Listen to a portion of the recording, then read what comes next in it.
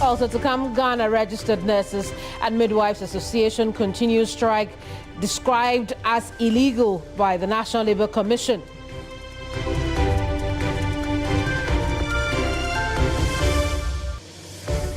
Plus, gun-wielding men confront administrator of the Minerals Development Fund's anti-Galamsey team during operation in Akofrem in the Ashanti region.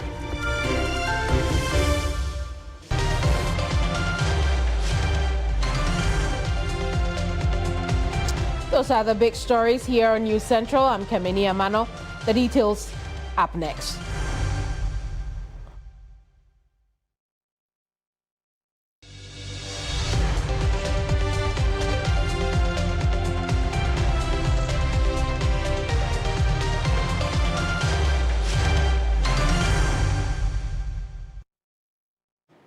Now, an anti-Galamsey task force led by the administrator of the Minerals Development Fund, Dr. Louisa Hanabisu, was on Thursday morning confronted by a group of heavily built gun-wielding men at Akofrem, a village in the Echimamponua district of the Ashanti region. The task force, which had been deployed to clamp down on illegal mining and operations in the area, successfully arrested 7 Chinese nationals allegedly engaged in illegal mining activities. The suspects were handed over to security authorities for further investigation and prosecution. The confrontation highlights the increasingly dangerous resistance faced by state-backed operations fighting illegal mining, known as Galamsey. Despite intensified efforts by government agencies, illegal mining continues to thrive in remote communities, posing a serious threat to water bodies, farmlands, and the environment.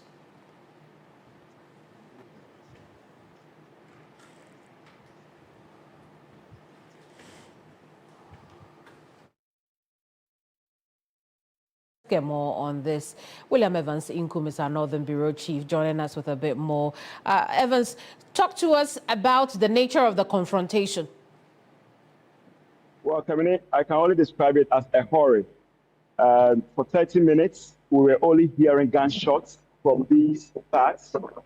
Well, maybe we call them bloodthirsty, because they were just firing anyhow, and they were bent for a showdown.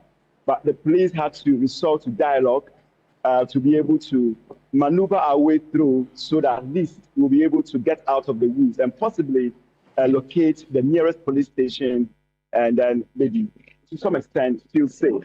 All that they were looking for is the release of these 7 Chinese who are suspected to be raiding arable lands and polluting the Ofen River in Akofrem, which is a community in the Echimamponua district, the Ashanti region. Of course, the operation led by Dr. Louisa Hanabisu, who is the administrator for the Minerals Development Fund.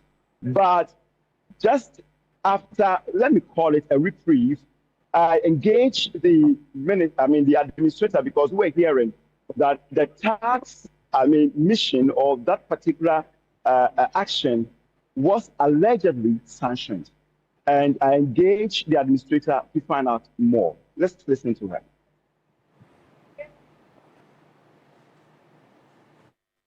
Doc, so we understand it was the police who sent the tax. Can you confirm that?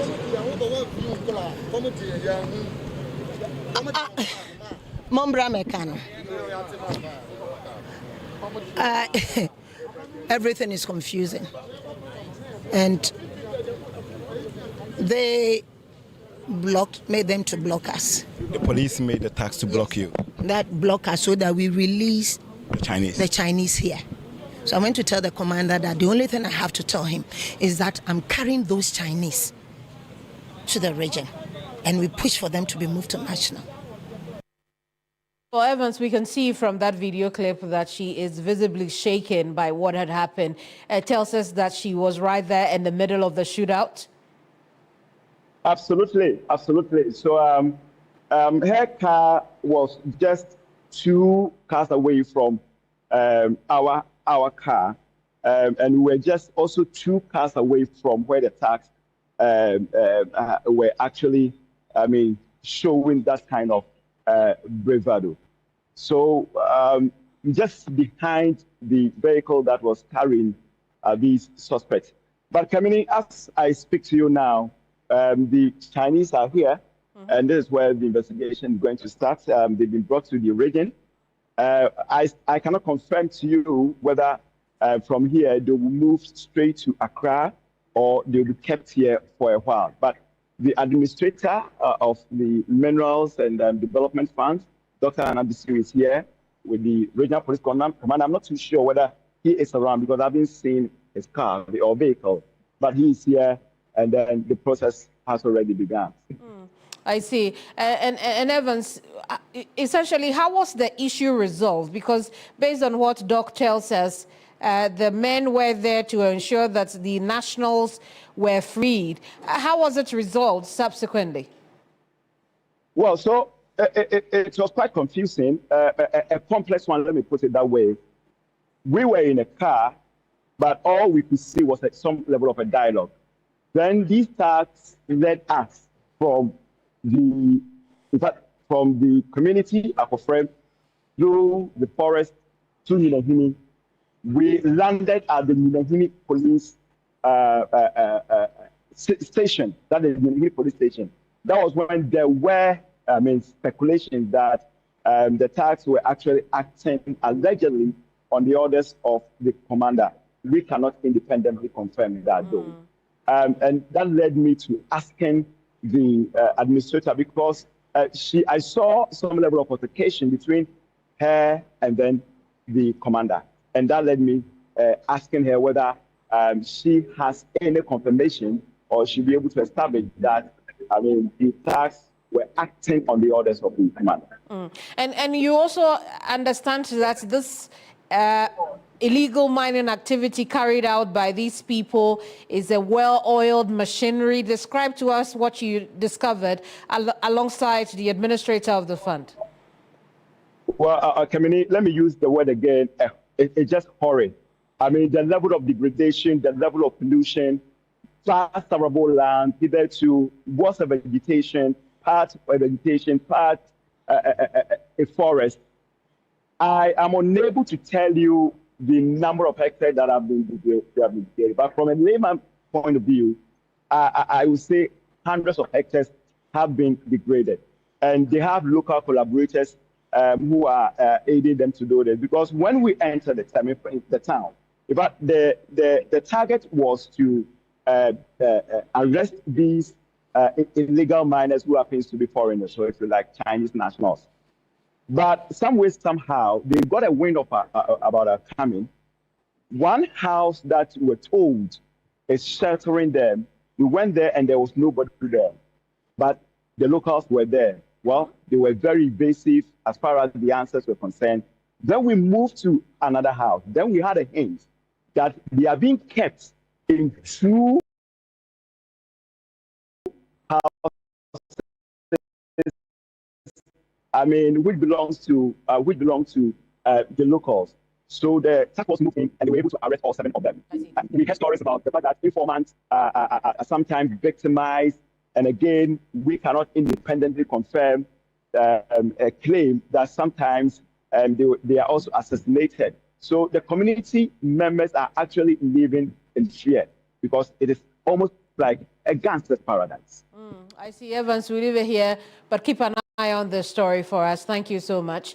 William Evans Inkum is our Northern Bureau Chief, bringing us a story about a confrontation between gun-wielding men believed to be engaged in illegal mining in Akofrem in the Ashanti region. That confrontation happened between the gunmen and the administrator of the Minerals Development Fund and her anti-Galamsey team. We'll now head to the courts where we understand the Court of Appeals has acquitted and discharged Atai's accomplice, Yawasante Ejekum, after serving over 20 years in jail for conspiracy to commit robbery. Asante Ejekum, a mechanic, was sentenced to 35 years back in 2022. That's about 23 years ago for conspiracy to commit robbery after being arrested as an accomplice to notorious robber Ayite, also known as Atai. Now, his lawyer, George Bernard Shaw, had argued that Asante Jekum's only link to Atai was that most of the bikes used by the robbers in Atai's fraternity were repaired in his workshop. So in court today, a 3-member panel of justices held that the prosecution handling the case failed to provide enough evidence to warrant the conviction and the sentence meted out to Asante Jekum.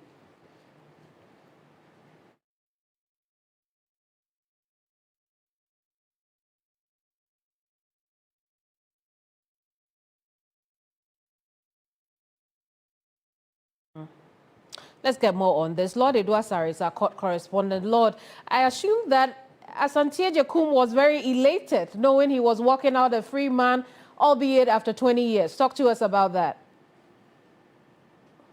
Rightly so, Kemini. In fact, he came to court quite late because apparently he had told his lawyer that at the last agenda date, because Kemini, you recall that the judgment of the court should have been given on 28th April, but was adjourned to today. Now, when we did the story, Asante Jekum indicated that now that the whole world knows his story, he's afraid to come to court because what if he comes and then he loses the case? So it was actually late in court. Now, upon hearing that he had been exonerated, acquitted, and discharged, he was just filled with emotions. There was the presence of his family members, siblings, and children. There was an interesting case. There was a 22-year-old daughter of his who was a month old at the time that he was convicted. She was very elated. I mean, you can imagine someone who has not really known her father. She indicated that, well, over time she's been visiting him in prison, and she was always emotional about the entire thing. She actually said that she's going to cook for him when he gets home. But let's get to how the court arrived at this. So but before then, Lord, let's take a listen to Asante Jekum's daughter as she narrates what it feels like to have her father back home. No, the cook. Like because I'm very happy. It's been a while. Yeah. Anytime when I go there and visit him, I feel sad. I can't even eat well if I visit him. But today, it's a tears of joy. I'm very happy and I'm grateful. What's your name? Jennifer. Thank you. So that was the daughter of... And this is the daughter of... Yeah, I was Asante. Wow, I can only imagine, you know, the feelings she's not able to express in words. But how old was she when her father went in? 1 month. She was only a month old. 4 weeks. Oh my goodness. Newborn. My goodness. But she hardly knows her father. I mean, did you get a chance to speak to Asante Jekum himself? And what were his first words as a free man? Well, he was definitely overwhelmed with emotions. He said he was very excited, and the decision of the court only proves to show that he was indeed innocent. Something that he said was that he's known Atai, he actually knows Atai very well, but only as a taxi driver. He indicated that he actually goes to the home of Atai because he's known him, but didn't know that other side of Atai as one who works communities and whatnot, being that he fixes his motorbikes and all that. One other interesting thing that Jekum said was that he would actually go and visit Atai at Ankafo and see how he's faring and possibly get meals cooked for him because he got similar treatment by others who sympathized with him when he was in custody. This person was remanded in 2002, and then he was eventually sentenced in 2010. So 8 years in remand, and then 2010 the sentence being 35 years. If you do the calculations, he served about 15 years before he's now being discharged for the offense of conspiracy to commit robbery. Now, his case is that he didn't really do it. He actually noted that he was arrested whilst he was in church at Cornwall in 2002. And despite his explanation that he had nothing to do with it, they wouldn't listen to him and all that. One thing that came out in court during the reading of the decision by the court was that they indicated that the confession statement by the other now convicts could not have been used because it wasn't weighty enough for the court to rely on to convict Asante Jekum. They indicated that his case was a classic case of bad association, because indeed it will be very difficult to convince anyone that you know Atai personally, you frequent his home, he knows you personally, and then you are not his associate. Right. And then he even cited the adage, show me your friend and I'll show you your character. But he added that the evidence that was put forward by the prosecution was still not enough to warrant that conviction. And counsel for Asante Jokum had some interesting words to describe, the ruling today. 246. Can you come again? That.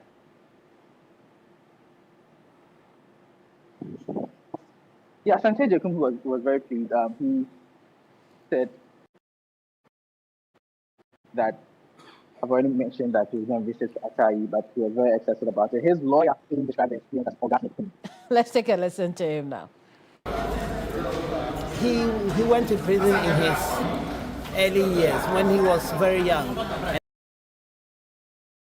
And he was full of energy. And all those years have been wasted. He could have made a fortune. And he's been incarcerated with no reward. So there should be some massive and after compensation. There should be some serious compensation. Money cannot make up for the time he's lost.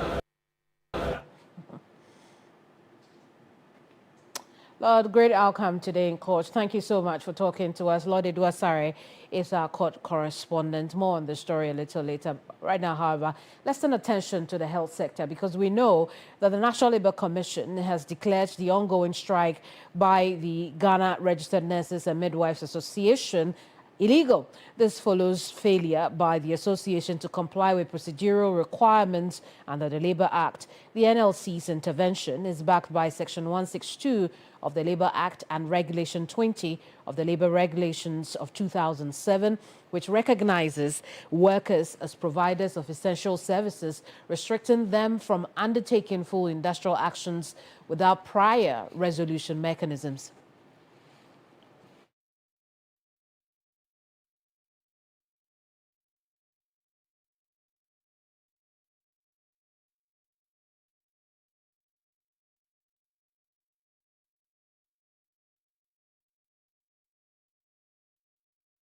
Well, what exactly are those directives the National Labour Commission is sending out to the GRNMA at this point, particularly the nurses and midwives who are on strike?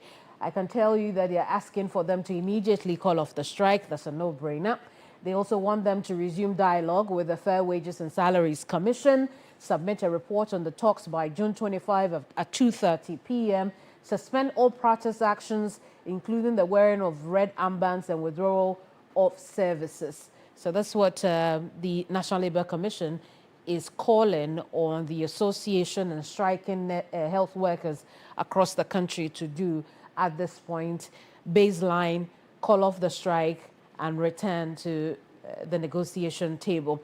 Meanwhile, General Secretary of the association, Dr. David Tinkrang Chum, says the association will not back down and the strike will continue as it is. He spoke earlier on New Day. Currently in a meeting, and we are discussing the possibility of escalating the strike, because we think that the employer doesn't seem to care about the plight of nurses and midwives in Ghana. Oftentimes, nurses and midwives are so busy breaking their back, and for that matter, their issues don't come into the media. Do you know that 2016, the same condition of service was not implemented? When Dr. Atufose was a deputy minister of finance under Setekpe, that they can disrespect nurses and midwives in Ghana because they can hide behind Labour Commission, and there is no strike that has been declared legal in Ghana, as far as I'm concerned. Since the establishment of Labour Commission, have you ever heard that Labour Commission has declared any strike legal? So as far as we are concerned, we are pressing home our demand for what is due us, okay? This is a fundamental human right, as is enshrined in Chapter 5 of the 1990 Constitution. We don't care about what anybody says. What we think is that we are doing the right thing. They can hide behind technicalities and tell us that what we are doing is illegal and compel us to go to work. Nobody can compel us to go to work. Until the employer does his side of the bargain, we have signed a collective agreement. It is up to them to approve it for implementation. Listen, the collective agreement is a living document. It has an expiry date, okay? Even there is a clause in the collective agreement that 1 year into the life of the document, the parties can call for wage opener. So they should approve it. If they think that there is something that they want to alter, which will be met with a lot of difficulty, they should approve it as it has been signed. Because listen, the point is that it wasn't just negotiated one-sided. Fair Wages and Salaries Commission led the employer.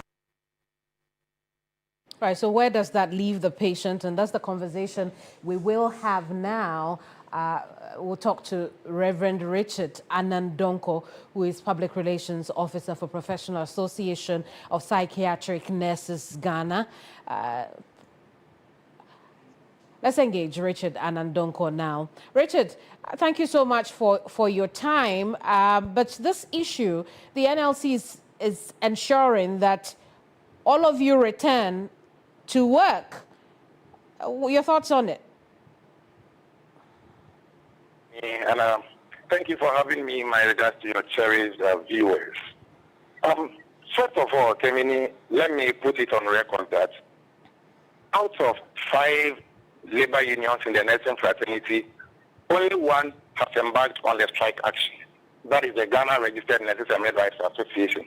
That has embarked on the strike action. The 4 other unions, namely Union of Professional Nurses and Midwives Ghana, Professional Association of Psychiatric Nurses Ghana, Ghana Registered Midwives Association, and National Association of Registered Midwives Ghana, we have dissociated ourselves from such strike action. Now, let me also use this opportunity to apologize that I had so many calls from well-meaning Ghanaians that we are saying that we are the people who sleep with dead bodies, or we live with the dead bodies at our workplaces. So it's like we are so good. Not that we are so good. If this statement was made on TV3 this morning by the General Secretary of the Ghana Registered Midwives Association, please, we dissociate ourselves from it, and we apologize that maybe he didn't mean it that way. Those taking it differently, please. We apologize. Also, one of your panels was quick to add that this is long overdue. They should, the government should take an action by maybe employing retired midwives and other people. Please, we've not gotten there. We are just pleading with you. Now, let's come straight to what we are looking at. Condition of service has been signed. It was signed in May 2024 by the Fair Wages and also Madam Perpetua, who happens to be the national president for Ghana Registered Nurses and Midwives Association, because they hold a collective bargaining certificate. Meanwhile, per the Labour Act, even if you are going to do anything or you are going to sign anything like that, first of all, you should invite or take the comments from the other unions who are also part of you.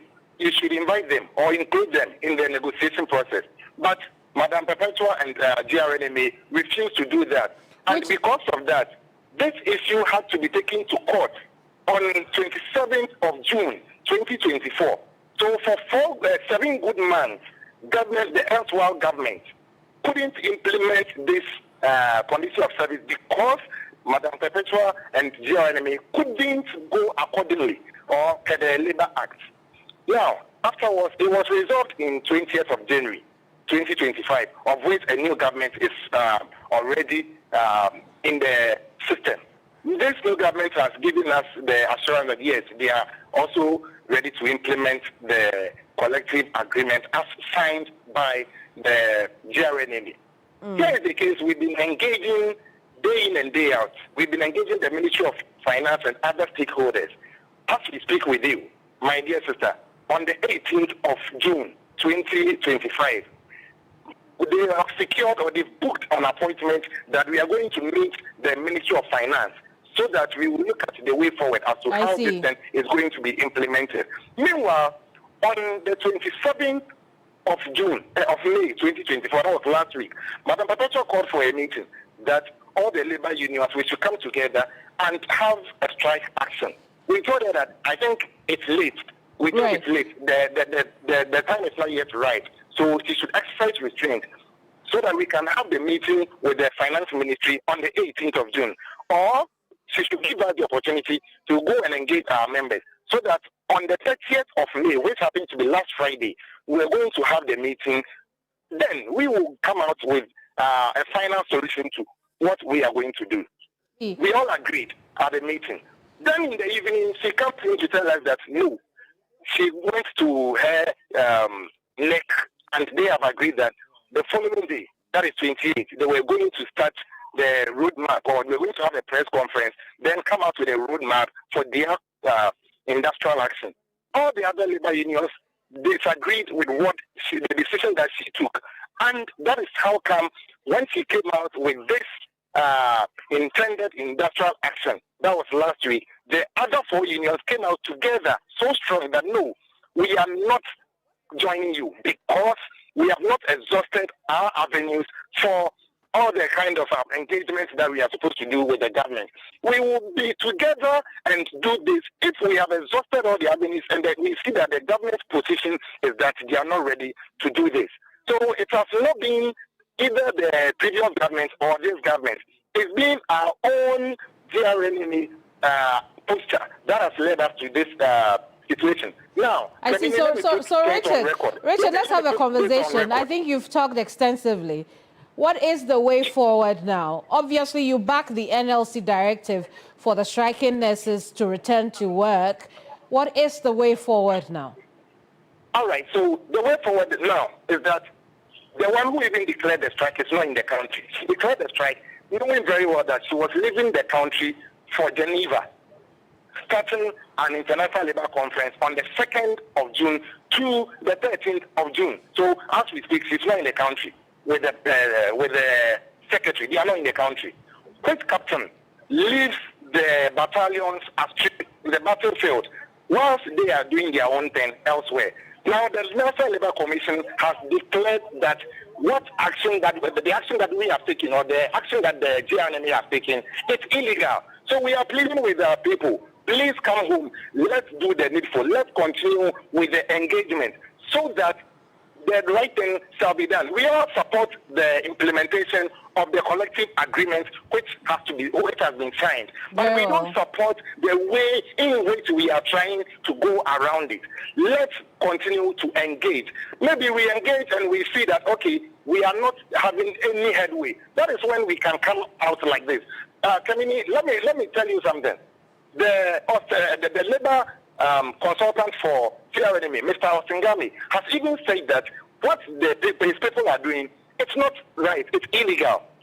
Now they are trying to, just today, I heard from your outfit that Dr. Tinkler was saying that even they are planning of starting the total strike today, instead of their own roadmap that they have given, whereby the total one has to start somewhere on the 9th of June, that is next week. Why would we be doing this? Is it that we see something that we can't tell any others? It's the same thing that we had a meeting with them, then we all agreed that we are going to meet on the 30th of May. Then suddenly they came out with another date that they are going to embark on a press conference before the said date. So please, we are taking this opportunity to beg the government that the government should also do the needful, that this thing is long overdue. We should sit down and do the implementation as soon as possible so that nurses and midwives shall also be at peace.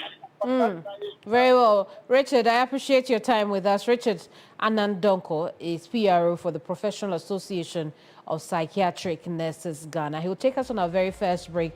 When we come back, we'll bring you more stories. Don't go away.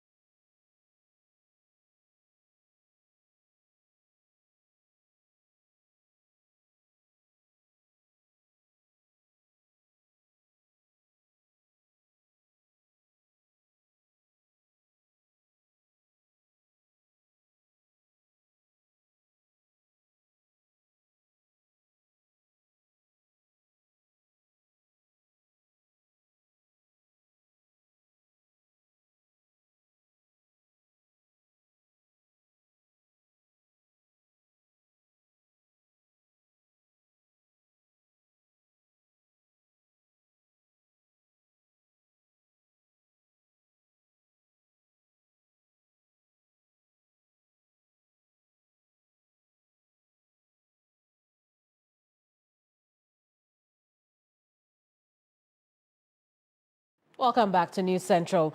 Now, government has served notice of banning the use of wood for monodesk in schools as a means to reduce the felling of trees.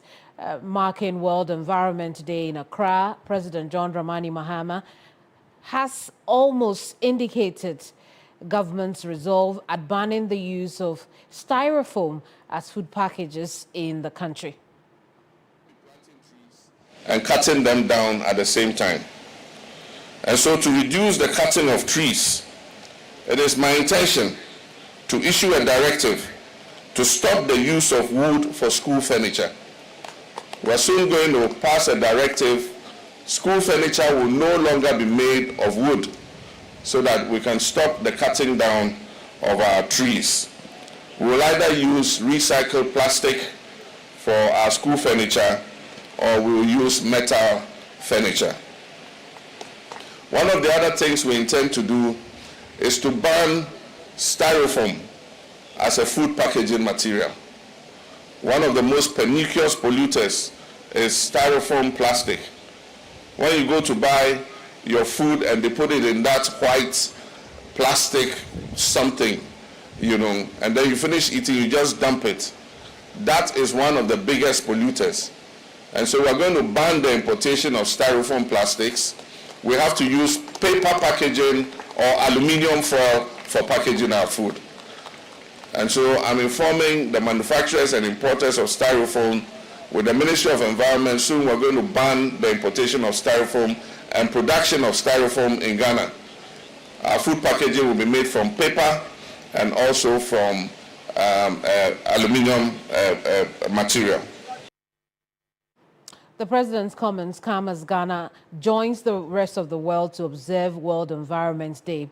The day, which is under the auspices of the United Nations Environment Program, has been held annually since 1973. Now, this year's World Environment Day is focused on ending plastic pollution globally.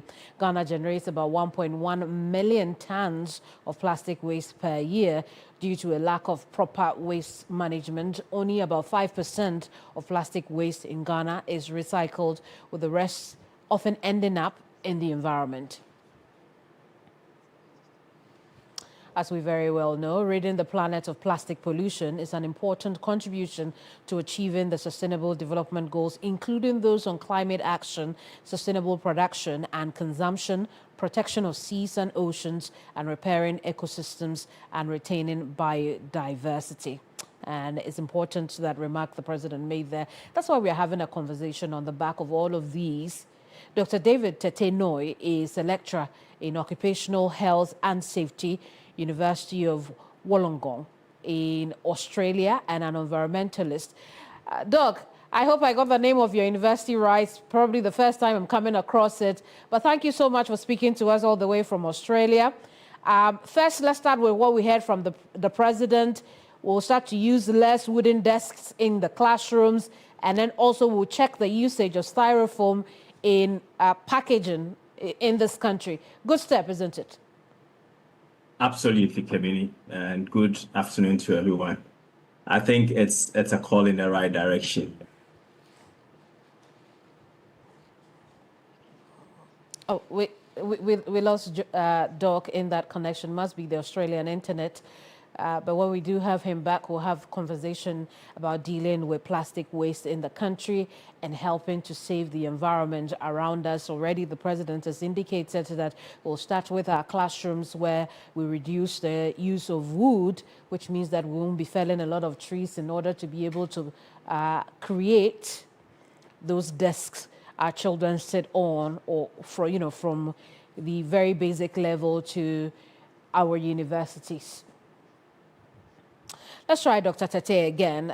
Doc, you were making a point about how important the president's position is. My understanding is we've lost Doc, and again, when we get him, we'll bring back that story. In the meantime, the National Commission on Small Arms and Light Weapons is this afternoon meeting transport operators in its first stakeholder meeting. I'll take you there in a tad, but we'll try Doc now because the connection seems okay. Doc, thank you so much for rejoining our conversation. We'll blame it on the pleasure. Australian internet. But you were making a point about, how important the president's message is.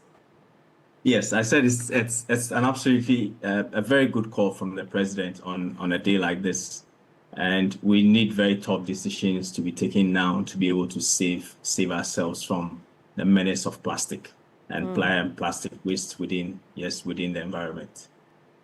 Let's talk about the impact of plastic waste on our everyday living and our ability to thrive as a species.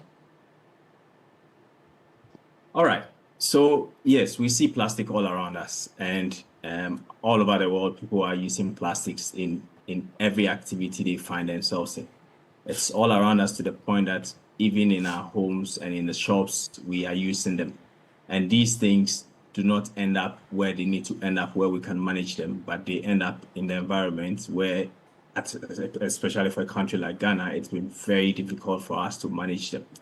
And because we are using them for food packaging, for water that we drink, for serving food, and also for grocery shopping, it is our go-to. But we need to start thinking about a change of mindset now and looking at alternatives, just as the president said, to be able to do away with them. What we have in the environment now, we have with us now, we should be thinking about how we can reuse or we can recycle them, and in the long term, reduce the amounts that we have in the environment or in our ecosystem. What actions can the government take now to be able to get to that point where we can reuse on a large scale, and even starting with separating our waste? Perfect. The separation of waste is a key thing, and I think it starts with education. And we need to start right from the basics. These things we have to start teaching them as part of our curriculum in our basic schools.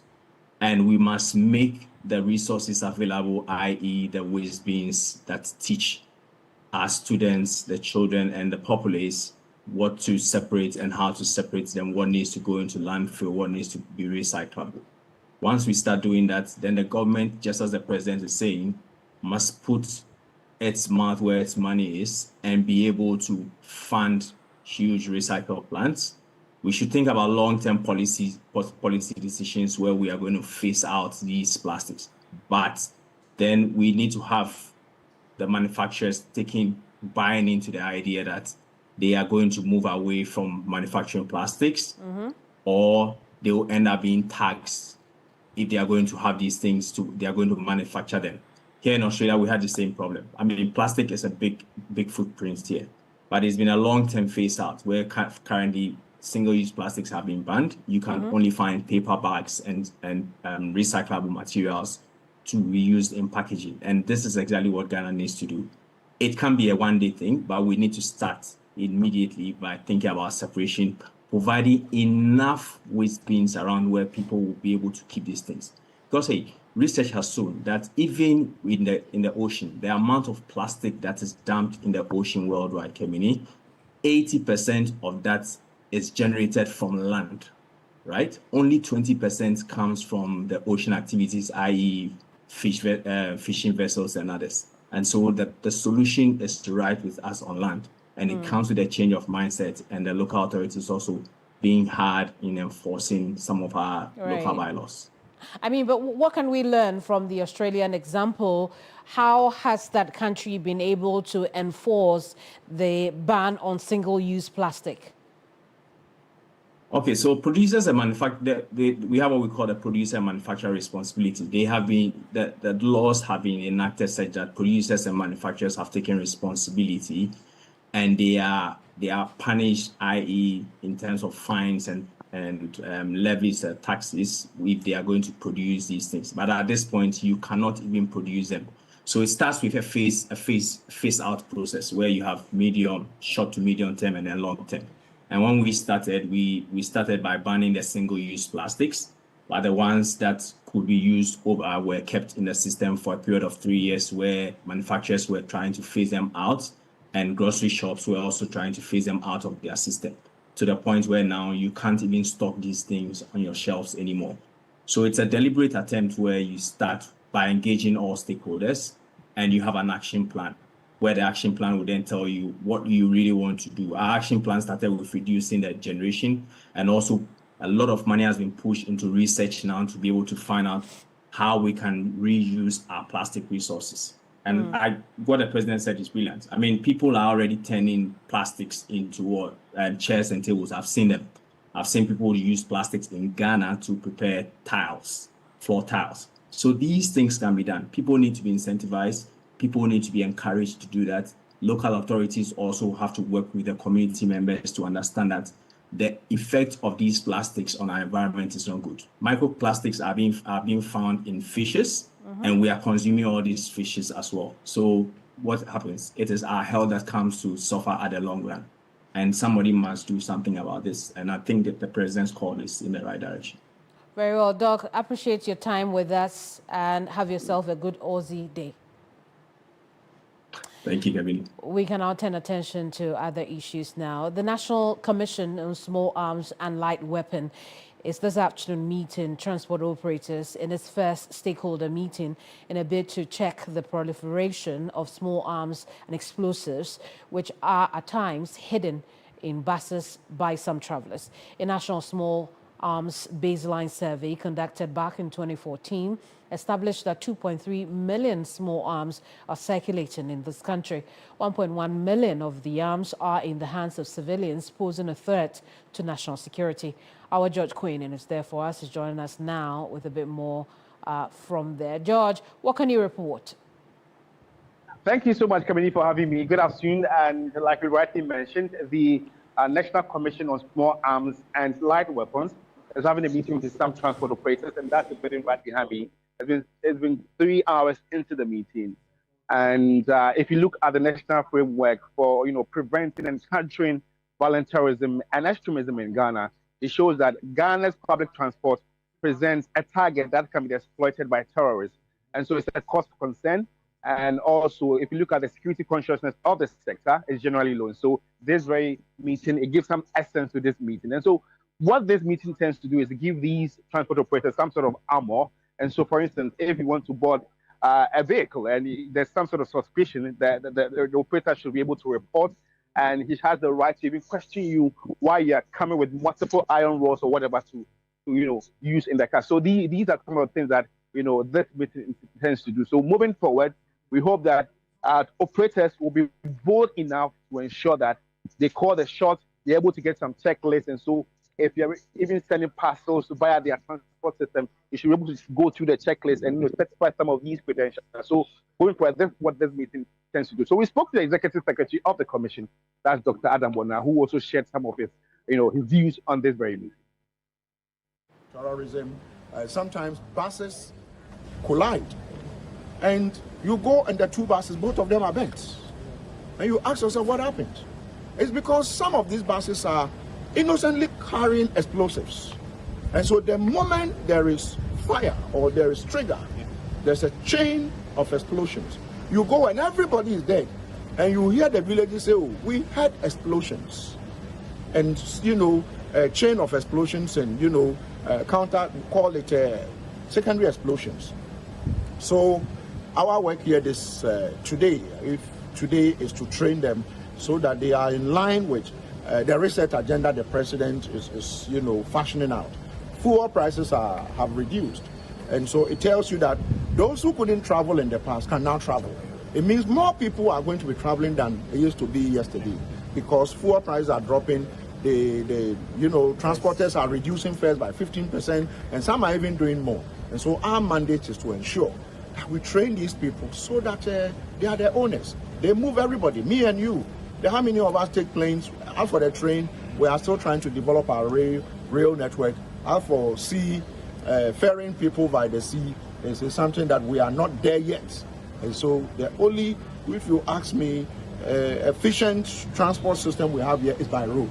So one of our mandates is to do what we are doing, and we hope that by the close of day today, most of them would have been equipped with the necessary skills to detect, prevent, and ensure that they are able to alert us and the other security agencies like the police, the national security, and the other sister security agencies when they see something. Dr. Adam Bona there. Now, often referenced as the big seller, Eid Al-Adha comes with heavy expenditure in almost every Muslim home. For traders, shoppers, and families that rely on remittances from abroad to fund celebrations, the stronger cedi is a mixed blessing. Aisha Yakubu Khalid takes a look at how this currency shift is affecting plans for the festival of sacrifice. Eid Al-Adha is approaching, and as is customary with the big feast, preparations are in full swing. Here in Nima, a vibrant Muslim hub in Accra, the atmosphere is bustling. Traders are eager, customers are hopeful, and the markets are alive with the energy of the season. Many had hoped that the recent gains made by the cedi would bring some relief, especially with the high cost of imports. But the reality on the ground paints a more complex picture. Shinkafa are ready. My are ready. My sunflower 5 liter. Rice and oil has been reduced significantly compared to last year. We have seen over 200 cedi reduction on some items. Come on, like spices, and I quite a lot of things. Man, I use rice and the other things, and we're not do kabaragi. When it comes to spices, nothing has been reduced. And you know, during this big feast, people use it to make their meat, but we haven't seen any reduction. Shoppers, however, are quick to point out that certain goods used during the festivities have seen modest price drops compared to last year. It is a glimmer of hope for some, especially in the season that demands generosity and abundance. Oh, my last year, I say 800,000. Alhamdulillah, 480. The oil we used to buy for almost 1,000 cedis has been reduced to 450 Ghana cedis. So this Salah, we are very happy. As for me, I'm happy with the price of item on the market. We are glad they have been reduced. But there's more to the story than just prices at the market. Just a month ago, $100 exchanged for nearly 1,600 Ghana cedis. Today, it is a little over 1,000 cedis, a remarkable shift. While this may sound like good news for the economy, it has direct implications for the thousands of Ghanaians living abroad, a significant number that are Muslims. The improved exchange rate means fewer cedis for each dollar, pound, or euro cent. It's going like this. It's serious. Like last year, I had to send less than $300 home for the Eid. But this year, I had to send double. I'm telling you, this dollar rate thing is serious. 3 weeks ago, I think I sent £100, which was equivalent to 2,000 Ghana cedi, and it was a good thing for me. But now that I have to send more pounds to fewer cedi, is actually a big cut for me. Remittances, so crucial during festive seasons, are now yielding far fewer cedis. For some households, money that once stretched across groceries, clothing, and charitable givings now barely covers essentials. Our brothers out there are already complaining about the fall of the dollar because they have to double up what they sent us last year so that we can get enough money to buy the kettles for the Eid Al-Adha approaching us. Those of us in Ghana are happy, but our people abroad are not smiling. The monies they sent last year for the Eid needs to be doubled this year. Despite economic constraints and shifts, the essence of Eid Al-Adha remains untouched. Households are adjusting, relying more on community bonds and holding on to the timeless values of sacrifice, togetherness, and gratitude. Aisha Yakubu Khalid, TV3 News, Accra. We'll take a quick break. When we come back, we'll bring you more stories. Don't go away.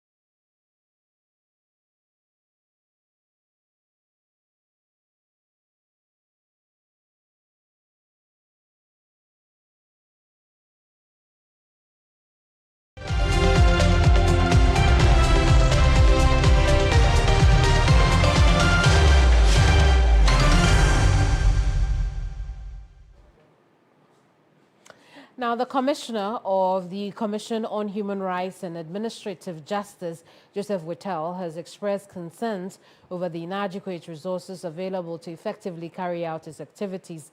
He said this when the Minister of State in charge of public reforms visited the Commission's office to assess the institution's welfare and future needs.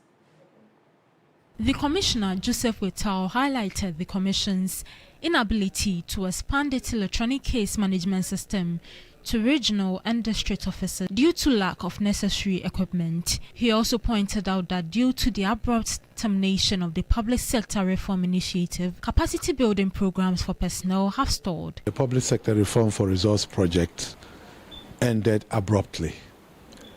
It was intended to carry out some specific tasks, and one of them was purchase of equipment, computers and all that for us to extend electronic case management to the regions and districts. Unfortunately, because at the time the project came to an end, we couldn't buy more than 50 computers. So that is a challenge. There's a need for us to do the networking consultancy that will now make sure that those equipment are sent to all the regions and districts. Minister of State for Public Sector Reforms, Lydia Lamisi Akanyaruba, said action will be taken to enable Shraj to function effectively in its duties. They need to be resourced. They need to build their capacities so that they can do as much as we want them to do. They have some items that are going waste and that we need to support them to put those items into use. So I will run with that information. One more for our Muslim viewers. As Eid Al-Adha approaches, Bono East correspondent Belinda Tete has been engaging with livestock and apparel vendors to assess how sales are performing this festive season. Festival commemorates the sacrifice of Prophet Ibrahim. During this period, celebrants engage in various activities, including food sharing, slaughtering prescribed animals, and shopping. For many, the celebration becomes even more exciting when prices of goods are low. This benefits vendors as well. Last year, apparel vendors struggled due to high exchange rates, which reduced purchasing power.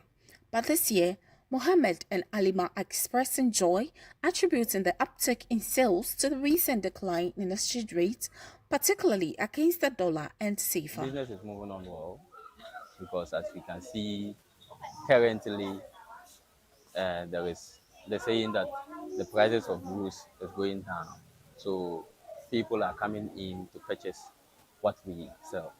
As last year, or let me just say, during the fasting, a buyer was sold at 650 or 700.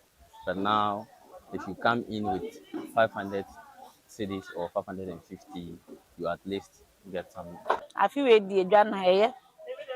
This year market is good because things have been reduced and so people are trooping in to buy.